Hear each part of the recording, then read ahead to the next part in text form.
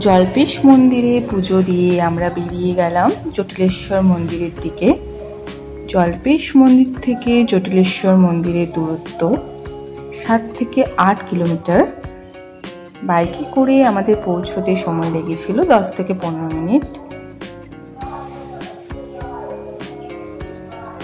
অত্যন্ত শান্ত একটি গ্রাম।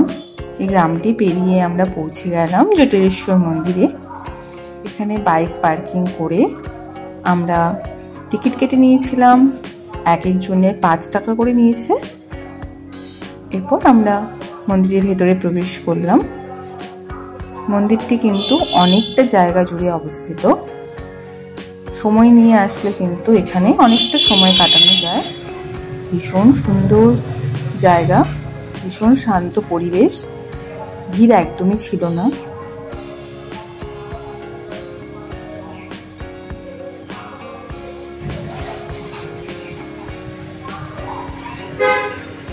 এখানে জুতো রেখে আমরা মন্দিরের ভেতরে প্রবেশ করলাম।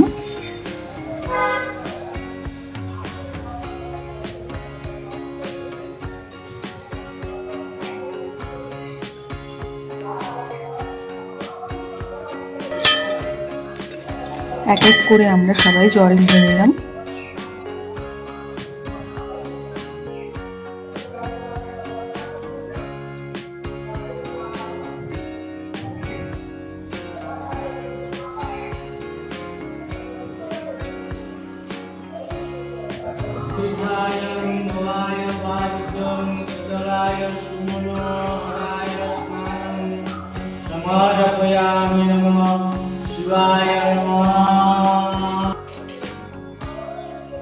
এরপর চরণামৃত নিয়ে আমরা উপোস ভাঙলাম।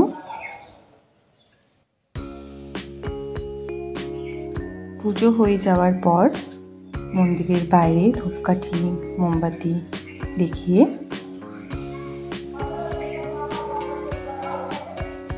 আমরা বেরিয়ে গেলাম। পাশেও একটি মন্দির রয়েছে।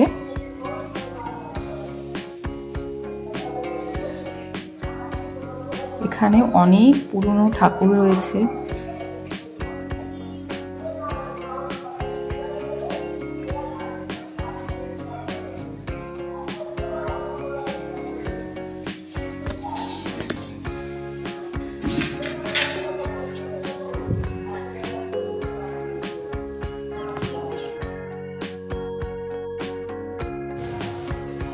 এরপর আমরা মন্দিরটি প্রদক্ষিণ করে নিলাম।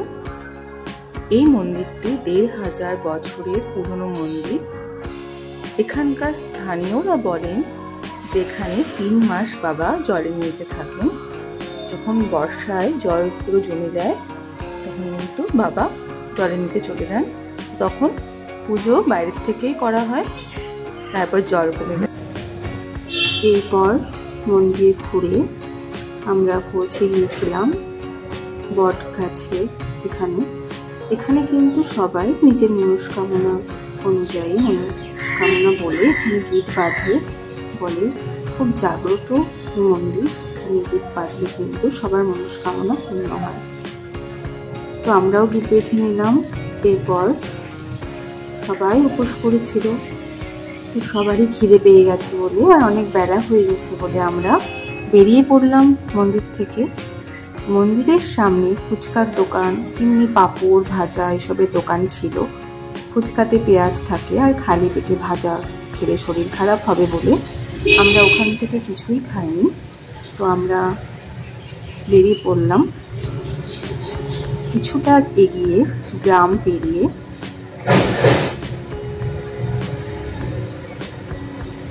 আমরা মেন রোডে চলে এলাম। মেন রোডে কিছুটা এগোতেই বাঁদিকে ছিল বাঙালি হোটেল। তো সবার প্রথম আমরা কনফার্ম করে নিলাম ভেতরে গিয়ে যে এখানে পেঁয়াজ রসুন আছে কিনা। তো তারপর ওরা বলল যে এখানে সম্পূর্ণ নিরামিষ। হোটেলটা কিন্তু একদম পরিষ্কার পরিচ্ছন্ন ছিল। খাবার নিয়েছিল এখানে 80 টাকা করে, পুরো ভেজ, পুরো নিরামিষ, পেঁয়াজ রসুন ছাড়া। প্রতিটি খাবারই ভীষণ টেস্টি ছিল, খুব ভালো ছিল। আর আমরা অনেক কিছু অনেকবার চেয়ে নিয়েছি, তো ওনারা কিন্তু দিয়েছেন। তো আপনারা চাইলেও কিন্তু এই হোটেল, যদি কেউ জলপেশে যান তো এই হোটেলটিতে আসতে পারেন। এরপর আমাদের সবার একটু মিষ্টি মুখ করতে ইচ্ছে হয়েছিল, তো আমরা ফাটাপুকুরে এই মা অন্নপূর্ণা মিষ্টি দোকানে চলে এলাম। তো এখানে আমার হাজব্যান্ড এবং ওর বন্ধুরা কিন্তু এখানে প্রায় আসে।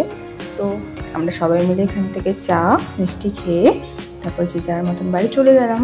তো আপনাদের এই ভিডিওটি কেমন লাগলো, যদি ভালো লেগে থাকে তাহলে লাইক, শেয়ার, কমেন্ট এবং সাবস্ক্রাইব করে দেবেন। দেখা হচ্ছে পরের ভিডিও।